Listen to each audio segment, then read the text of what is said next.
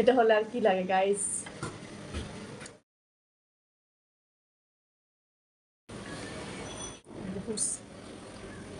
দুধটা দিয়ে দিচ্ছি, আরও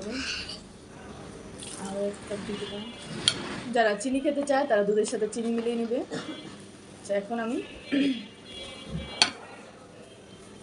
বাদামটা দিচ্ছি, খেজুর দিচ্ছি, এক এক করে এখন কলা দিব, আঙ্গুর ফল দিব, আপেল একবার একটু কুচু কুচু করে রেখেছি, এখন আপেল দিব, এখন দিব আমি স্ট্রবেরি,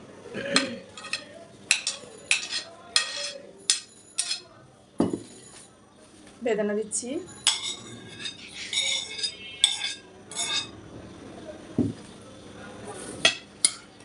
এখন আমি সব একসাথে মিক্স করে দিচ্ছি।